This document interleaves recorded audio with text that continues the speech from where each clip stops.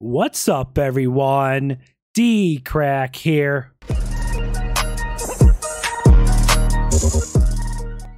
Hey, what's up, guys? This is going to be a scary reaction by the channel Chilling Scares. Like always, guys, I'll have a link to original video down below. This says 6 downright terrifying true short horror stories by the channel Chilling Scares, like I said. Let's go ahead and check it out, guys. Here we go. I've gone on outdoor runs ever since I can remember. It was around 6 p.m. one night in the summer.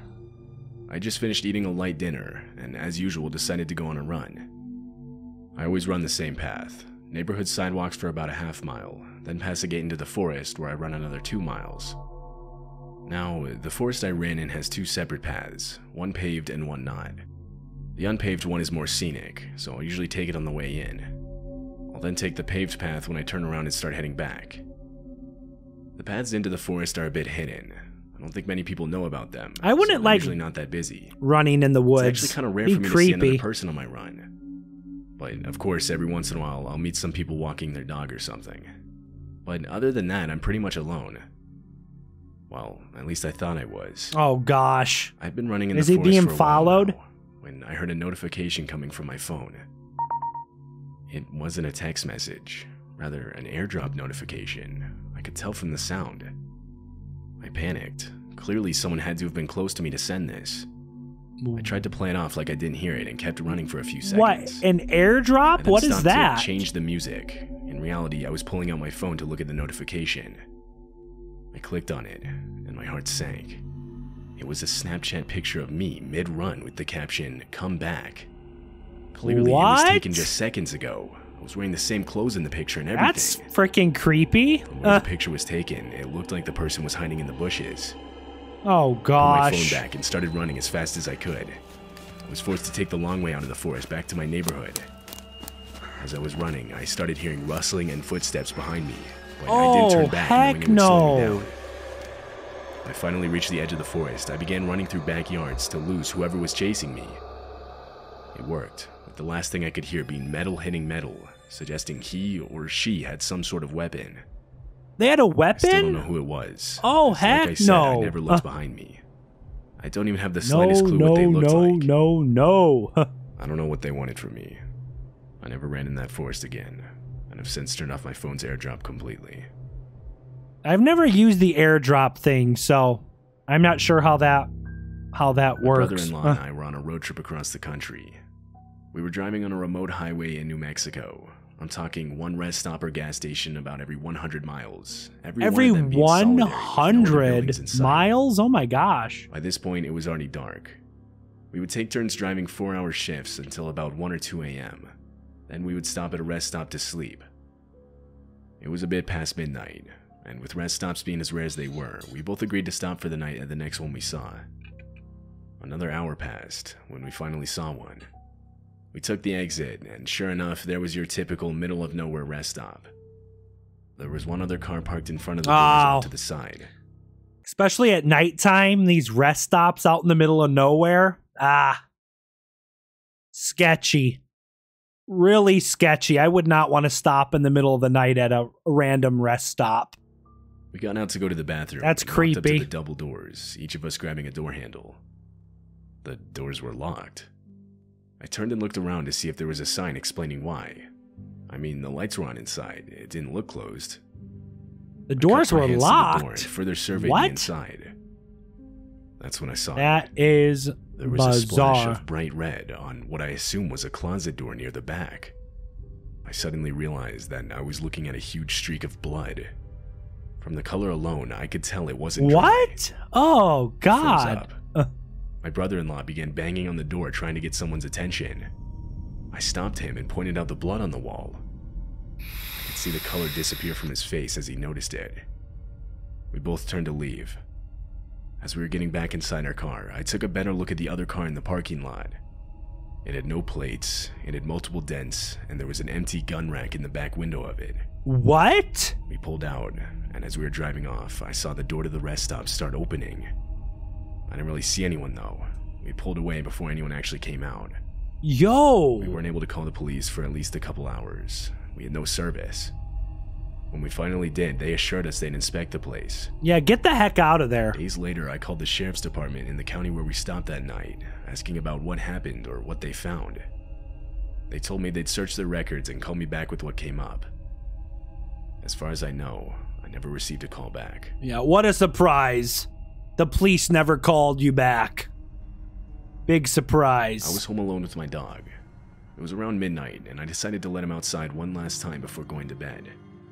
I opened the front door, and he went off running out into the night. I then closed and locked it while I went to go get ready for bed. This was pretty routine. After using the bathroom, he usually liked to walk around for a few minutes before coming back inside. As I was walking back downstairs, I could hear scratching on the door.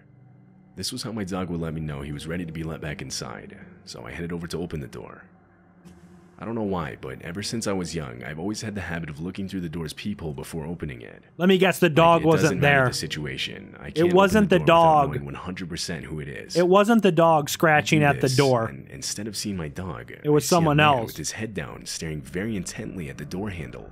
What? I froze with my eyes still glued to the peephole. I told you guys it wasn't the dog. I heard the scratching again, louder this time.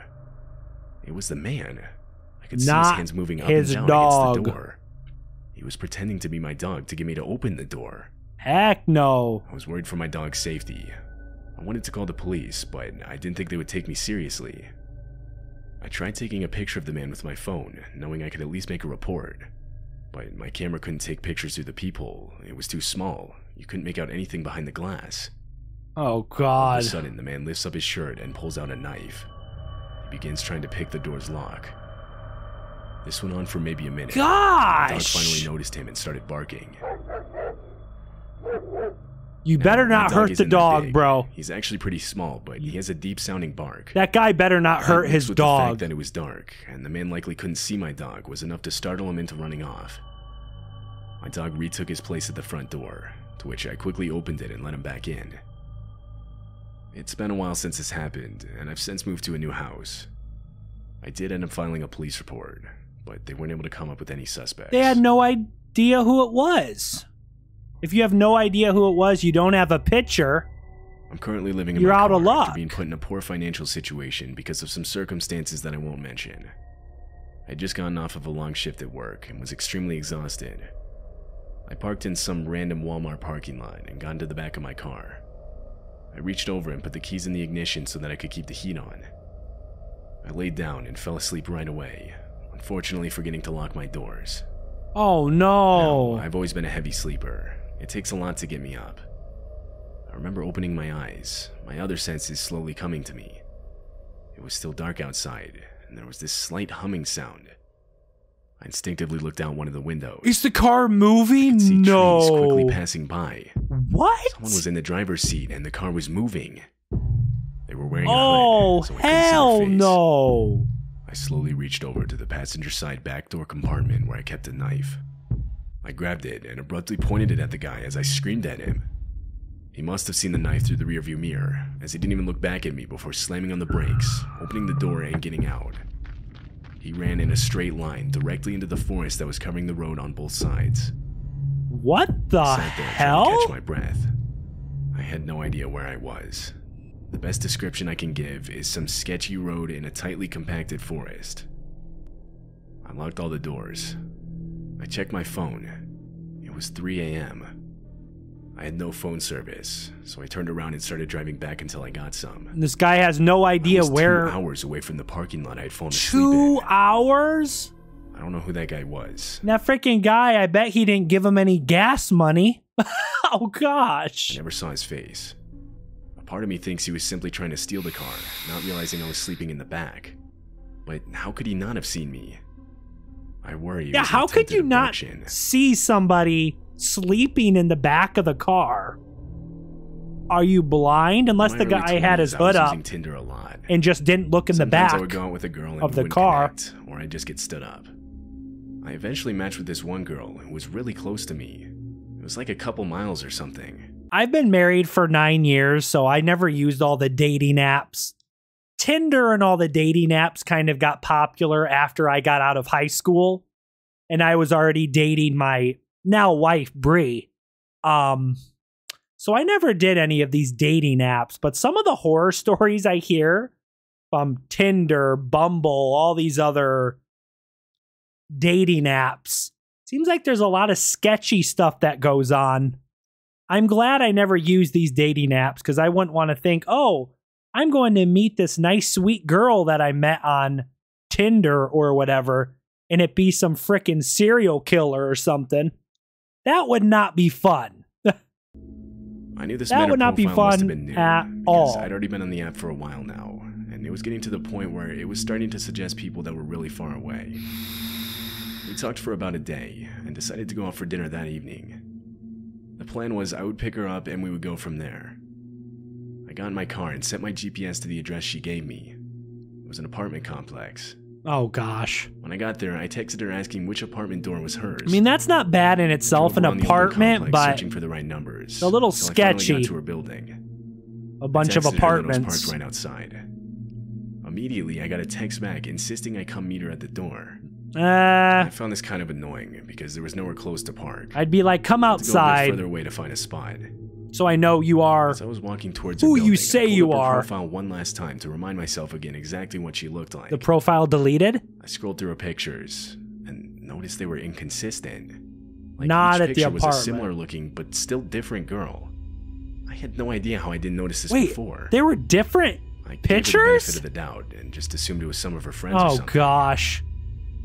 I walked to the door and was surprised to find it was unlocked and even slightly cracked open. I reached out my hand to knock, but before I did, I heard a voice from behind the door whisper, "Be quiet, he's coming up to the door." Oh, hell no. I got a gut reaction to leave or something was going to happen to me. It's a setup, I turned bro. around and ran out of the complex back to my car. When I got home, I checked my phone and saw that I had 2 new notifications, both from the Tinder account. Yo. One said something like, "I saw you, where'd you go?" And the other said, "Come back." I'd be like, hell no. Messages. I'm not coming Before I went back. to bed, I got another text from the account. I'm not coming back. This one simply said, "We got your license plate number." I deleted the app right then and there. I'd be like, good, you got my license plate number. What the hell are you going to do? I'll call the police. I work a night security job. I know where you live, at your apartment. I'd just gotten off of a 10-hour shift and was exhausted. I was also pretty hungry, so I decided to order some food on my phone. I placed my order and put on a movie as I waited. Eventually, I hear the doorbell ring. I'd set the option to contactless delivery, so I waited to get the photo sent to the delivery app before I got up. A couple more minutes pass, and I see the photo of my food on the doorstep. I was about to get up and go get it, when I heard aggressive banging on the door, followed by a man's voice yelling out that my food was here. I was a bit annoyed that the driver was still here, because again, I had the option set to contactless delivery. I pulled up the app and texted him this, saying it's okay for him to leave. The banging continued. No. I was waiting for him to finally see the text and leave. That never happened. That's bizarre. They keep banging on the door. Tell him in person. I walked up to the door and opened it. Nobody's there? Immediately, a grimy-looking man lunged at me. But what he didn't realize is that I'd yet to unlock the screen door as well. Seeing all this, I slammed the main door and relocked it. I called the police and reported the man. When they arrived, he was gone. We opened the delivery app to try and find out who he was. When we did, I noticed I had a text back from the driver. It was a confused message explaining how he had left the moment he took the picture of the food, and how he was never banging on my door. Oh, so he had no idea what I was talking about. That wasn't the person who delivered the food. I ended up filing a report with the police. It was some random guy? I don't know who that guy was then. Yo. I don't know what he was planning that would make him go so far as to fake being my delivery driver just to get me to unlock the door. I still think about how he lunged at me, and how if I had left the screen door unlocked, he easily could have gotten inside. I don't know what this weird, grimy dude wanted, who was not the food delivery guy, but I have a feeling it was nothing good. Guys, this was 6 downright terrifying, true, short horror stories by the channel Chilling Scares. I hope you guys enjoyed this reaction. Hit the like button, subscribe to my channel if you're new. Leave a comment down below, and I'll see you guys next time. Peace.